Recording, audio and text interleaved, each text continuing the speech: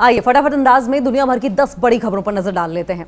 Nobel शांति पुरस्कार का ऐलान, डोनाल्ड ट्रंप का सपना बुरी तरीके से टूटा।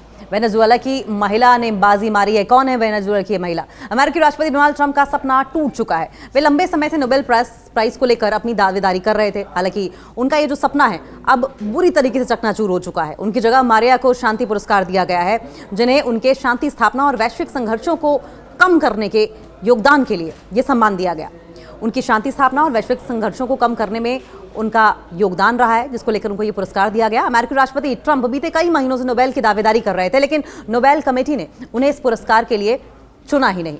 नोबेल पुरस्कार समिति का यह कहना है कि वेनेजुएला में तानाशाही शासन के कारण राजनीतिक काम करना बहुत मुश्किल है और मचाडो ने सुमाते नाम की संगठन की स्थापना की, जो कि लोकतंत्र की बेहतरी के लिए काम करता है। वे देश में मुफ्त और निष्पक्ष चुनाव की मांग भी करती रही हैं और यही वजह है कि उन्हें नोबेल पीस प्राइज मिला है। विजेता को 11 मिलियन स्वीडिश क्रोना यानी कि 10.3 करोड़ रुपए सोने का मेडल और सर्टिफिकेट मिलेगा।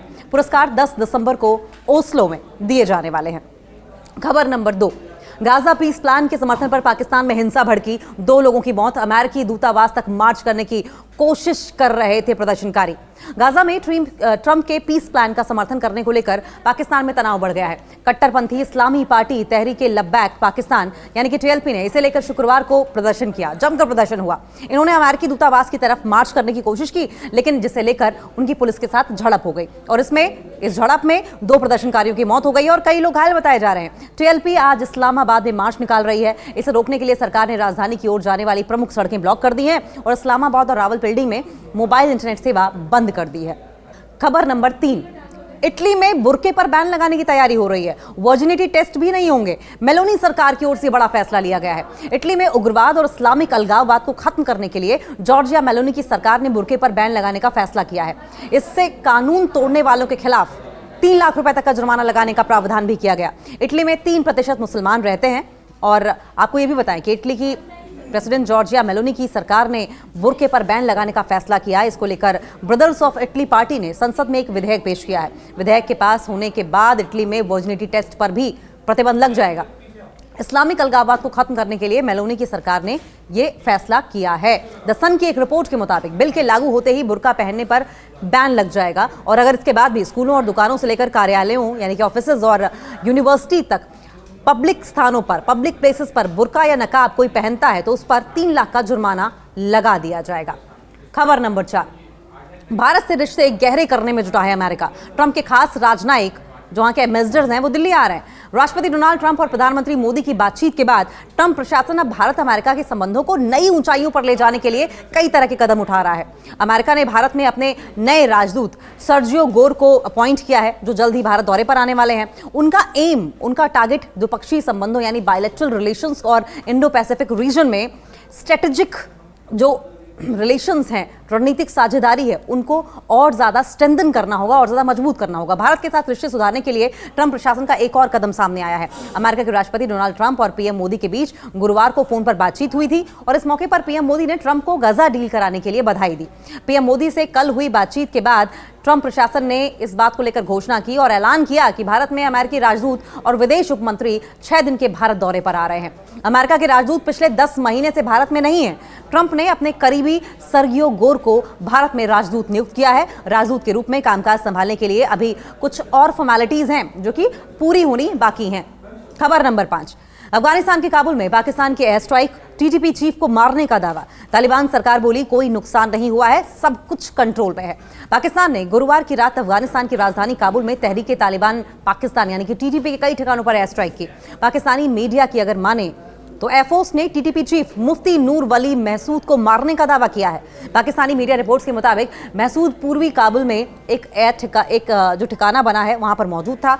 उसकी कार और गेस्ट हाउस को टारगेट किया गया। तालिबान सरकार के जो मुख्य प्रवक्ता हैं जबीउल्लाह मुजाहिद ने कहा है कि विस्फोट में किसी के घायल होने की रिपोर्ट अभी तक नहीं सामने आई है और इधर टोलो न्यूज ने कहा है कि उसे महसूद का एक ऑडियो मैसेज मिला है जिसमें उसने दावा किया है कि उन पर कोई अटैक नहीं हुआ है और पाकिस्तान ने काबुल पर ऐसे वक्त में एयर स्ट्राइक की है जब तालिबान सरकार के विदेश मंत्री आमिर खान मुत्तकी 7 दिन के भारत दौरे पर आए हुए हैं। वो यहां पर 7 दिन रहने वाले हैं। खबर नंबर 6, नूर वली महसूद। वो आतंकी जिसे मारने के लिए पाकिस्तान ने 48 लाख आबादी वाले काबुल पर स्ट्राइक की। नूर वली महसूद को मारने के लिए पाकिस्तान ने 48 लाख आबादी वाले शहर काबुल पर ताबड़तोड़ एयर स्ट्राइक की है। नूर के चक्कर में 1 दर्जन अफगानी नागरिक मारे गए हैं। नूर वली तहरीक तालिबान का मुखिया था, जिसे पाकिस्तान सबसे बड़ा दुश्मन मान रहा था। अफगानिस्तान की राजधानी काबुल में पाकिस्तान के एयर स्ट्राइक से तालिबान नेता नूर वली महसूद की हत्या हो गई। अमू टीवी के सूत्रों के मुताबिक नूर वली तहरीक तालिबान का मुखिया था, जिसे पाकिस्तान आतंकवादी संगठन मानता है। नूर का नाम पाकिस्तान की हिट लिस्ट में लंबे वक्त से शामिल था और नूर की हत्या में पाकिस्तान के साथ साथ अमेरिका की भी अहम भागीदारी मानी जा रही है, क्योंकि पाकिस्तान ने काबुल पर स्ट्राइक से पहले अमेरिका से परमिशन ली थी। नूर को अमेरिका ने अंतर्राष्ट्रीय आतंकवादी घोषित किया था और उस पर $50 लाख का इनाम भी रखा गया था पाकिस्तान की ओर से। खबर नंबर 7, तालिबान के आतंकियों को पालने वाला पाकिस्तान अब काबुल में क्यों एयर स्ट्राइक कर रहा है? पाकिस्तान ने अफगानिस्तान पर हाल ही में एयर स्ट्राइक की, जिसका मुख्य कारण पाकिस्तान में तहरीक तालिबान यानी कि टीटीपी के लगातार हमले हैं। कभी तालिबान का समर्थक रहा पाकिस्तान अब अपनी सुरक्षा को लेकर चिंतित दिखाई दे रहा है। यह हमला पाकिस्तान तालिबान के बदलते रिश्तों और टीटीपी के कारण बढ़े तनाव को सामने रखता है, जिसने दोनों देशों के संबंधों को एक बहुत ही सीरियस टर्न पर लाकर रख दिया है। पाकिस्तान ने अफगानिस्तान पर गुरुवार देर रात को यह अटैक किया। पाकिस्तान ने काबुल में एयर स्ट्राइक की। तालिबान अधिकारियों ने गुरुवार देर रात को बताया कि धमाका वहां के समय के अनुसार रात के 10 बजे से पहले अब्दुल हल चौक इलाके में हुआ, जो कि कई मंत्रालयों और राष्ट्रीय खुफिया एजेंसियों के पास बना हुआ है।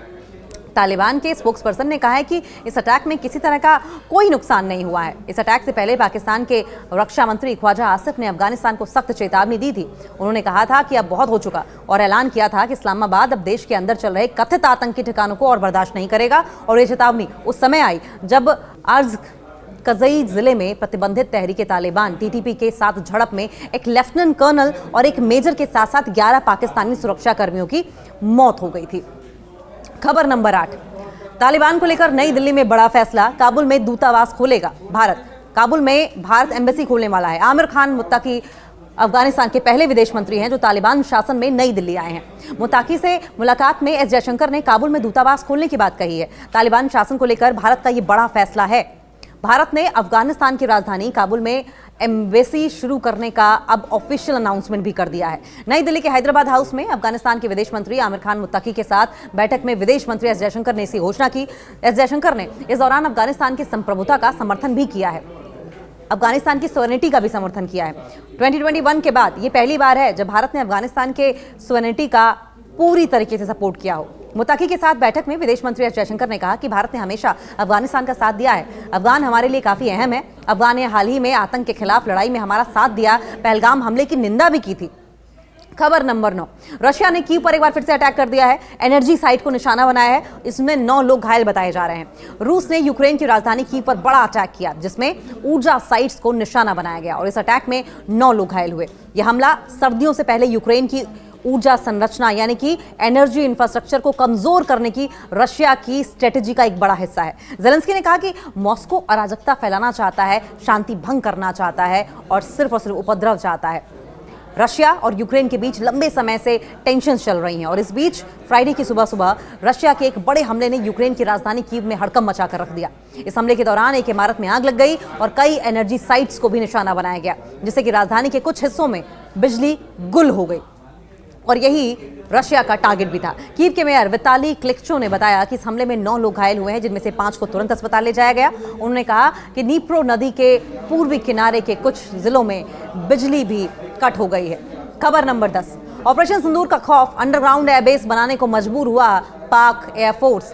पाकिस्तान के ऑपरेशन सिंदूर में पाकिस्तानी एयरबेस को भारी नुकसान होने के बाद पाकिस्तान अब अंडरग्राउंड एयरबेस बनाने की तैयारी कर रहा है। ये नया एयरबेस हवाई और मिसाइल हमलों से विमानों को सुरक्षित रखेंगे, लेकिन इनकी लागत पाकिस्तान की कमजोर अर्थव्यवस्था के लिए एक बड़ा चैलेंज है। भारत के ऑपरेशन सिंदूर में भारतीय वायुसेना ने पाकिस्तान के 11 से 13 एयरबेस पर सटीक हमले किए, जिससे कि पाकिस्तान को भारी नुकसान हुआ था। भारत की इस ताकत से घबराकर अब पाकिस्तान अपनी एयरफोर्स की सुरक्षा के लिए भूमिगत एयरफोर्स बनाने के लिए यानी अंडरग्राउंड एयरफोर्स बनाने की तैयारी कर रहा है। अब ऐसे एयरबेस बनाने की योजना बना रहा है जो अंडरग्राउंड या फिर किसी हिली एरिया में हो, किसी पहाड़ी क्षेत्र में हो। ये हवाई और मिसाइल हमलों से ज्यादा सुरक्षित होंगे। F-16, JF-17 और मिराज 5 जैसे विमान, साथ ही AWACS और UAV सुरक्षित रहेंगे, जिससे कि पाकिस्तान को किसी बड़े हमले के बाद भी अपनी वायु क्षमता बनाए रखने में मदद मिल सके।